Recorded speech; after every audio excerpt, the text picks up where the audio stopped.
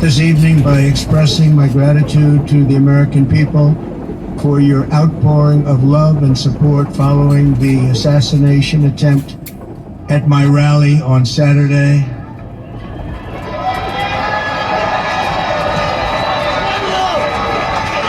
As you already know, the assassin's bullet came within a quarter of an inch of taking my life. So many people have asked me what happened. Tell us what happened, please. And therefore I will tell you exactly what happened, and you'll never hear it from me a second time because it's actually too painful to tell.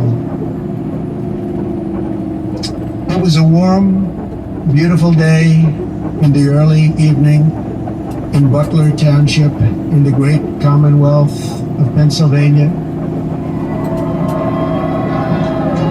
Music was loudly playing and the campaign was doing really well. I went to the stage and the crowd was cheering wildly. Everybody was happy. I began speaking very strongly, powerfully, and happily, because I was discussing the great job my administration did on immigration at the southern border. We were very proud of it.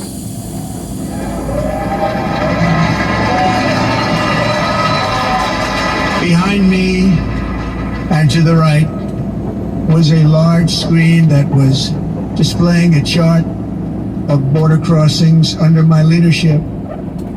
The numbers were absolutely amazing. In order to see the chart, I started to, like this, turn to my right and was ready to begin a little bit further turn, which I'm very lucky I didn't do, when I heard a loud whizzing sound and felt something hit me really, really hard on my right ear. I said to myself, wow, what was that? It can only be a bullet. And moved my right hand to my ear, brought it down. My hand was covered with blood, just absolutely blood all over the place. I immediately knew it was very serious, that we were under attack, and in one movement proceeded to drop to the ground. Bullets were continuing to fly as very brave Secret Service agents rushed to the stage, and they really did, they rushed to the stage.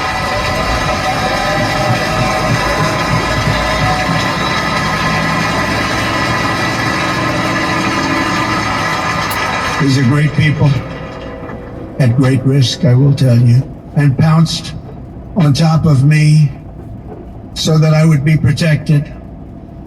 There was blood pouring everywhere, and yet, in a certain way, I felt very safe because I had God on my side. I felt that.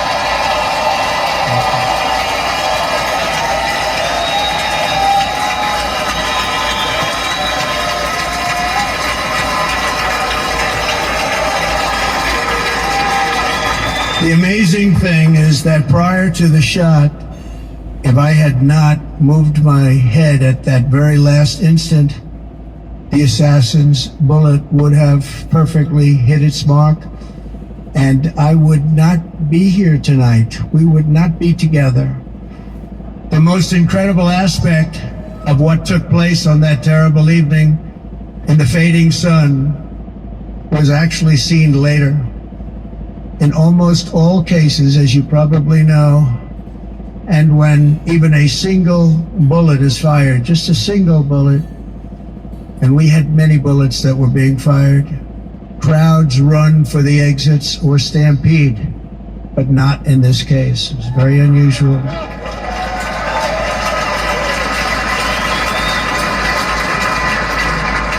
This massive crowd of tens of thousands of people stood by and didn't move an inch.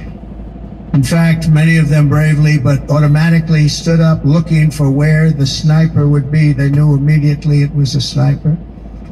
and then began pointing at him. You can see that if you look at the group behind me. That was just a small group compared to what was in front.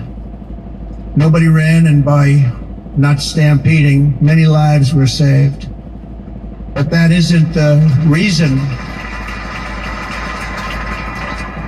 that they didn't move. The reason is that they knew I was in very serious trouble. They saw it. They saw me go down.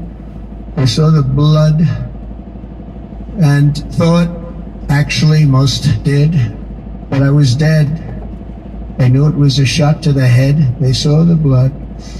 And there's an interesting statistic. The ears are the bloodiest part. If something happens with the ears, they bleed more than any other part of the body. For whatever reason, the doctors told me that. They said, why is there so much blood? He said, it's the ears. They bleed more. So we learned something, but they just, this beautiful crowd, they didn't want to leave me. They knew I was in trouble. They didn't want to leave me. And you can see that love written all over their faces. Incredible people. They're incredible people. Bullets were flying over us, yet I felt serene. But now the Secret Service agents were putting themselves in peril. They were in very dangerous territory. Bullets were flying right over them, missing them by a very small amount of inches. And then it all stopped. Our Secret Service sniper, from a much greater distance and with only one bullet used, took the assassin's life, took him out.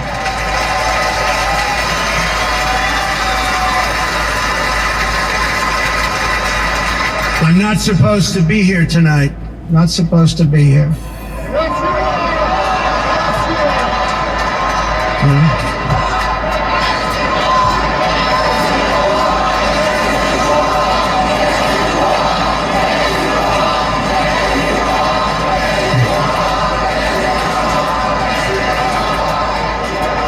Thank you.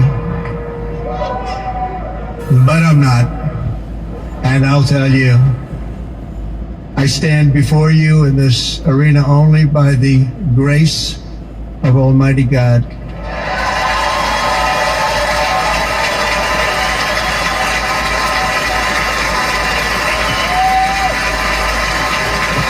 In watching the reports over the last few days, many people say it was a providential moment. Probably was. When I rose, surrounded by Secret Service, the crowd was confused because they thought I was dead, and there was great, great sorrow. I could see that on their faces as I looked out. They didn't know I was looking out. They thought it was over.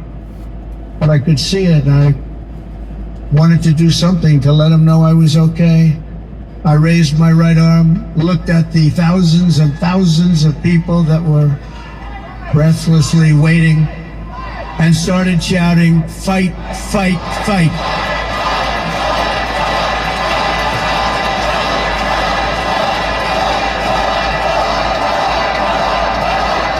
Thank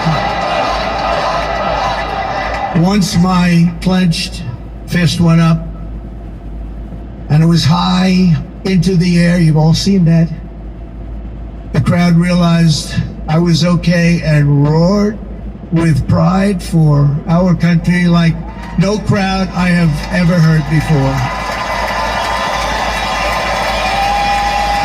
Never heard anything like it. For the rest of my life, I will be grateful for the love shown by that giant audience of patriots that stood bravely on that fateful evening in Pennsylvania. Tragically, the shooter claimed the life of one of our fellow Americans, Corey, comparator, unbelievable person, everybody tells me. Unbelievable. And seriously wounded, two other great warriors. Spoke to them today. David Dutch and James Copenhaver. Two great people. I also spoke to all three families of these tremendous people. Our love and prayers are with them, and always will be. We're never going to forget them. They came for a great rally. They were serious Trumpsters, I want to tell you. They were serious Trumpsters and still are.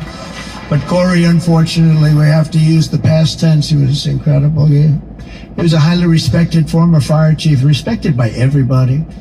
He was accompanied by his wife, Helen, incredible woman. I spoke to her today, devastated, and two precious daughters.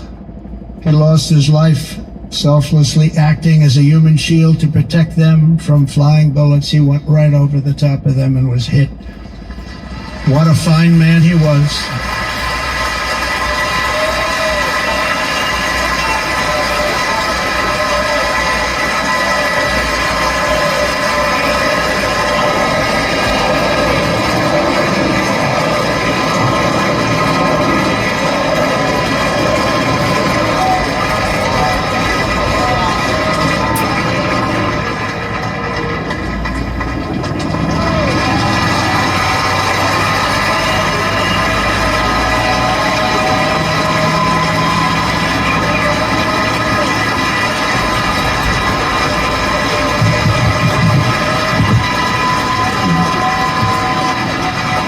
Former president going over to the helmet that we talked about, the firefighting. I want to thank the fire department and giving it a kiss. The family for sending his helmet, his outfit, and it was just something, and they're going to do something very special when they get it. But we did something which cannot match what happened, not even close. But I am very proud to say that over the past few days, we've raised $6.3 million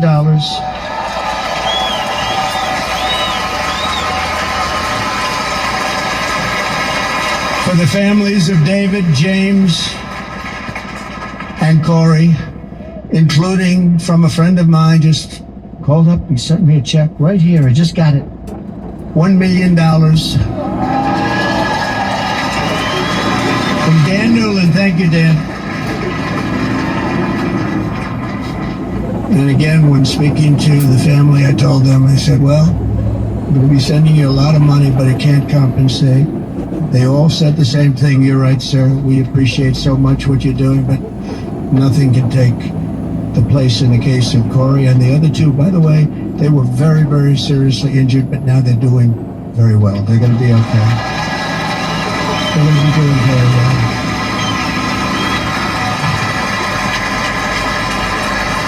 They're warriors. So now I ask that we observe a moment of silence in honor of our friend Corey.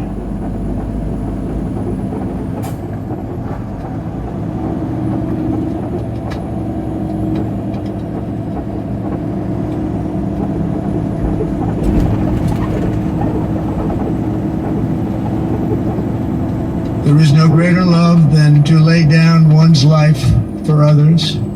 This is the spirit that forged America in her darkest hours, and this is the love that will lead America back to the summit of human achievement and greatness. This is what we need. Despite such a heinous attack, we unite this evening more determined than ever. I am more determined than ever, and so are you. So is everybody in Washington.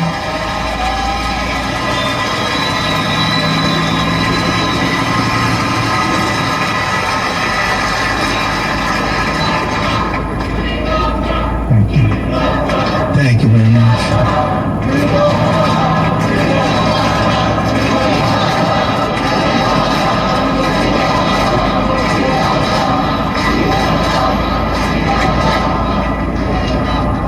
Our resolve is unbroken and our purpose is unchanged to deliver a government that serves the American people better than ever before.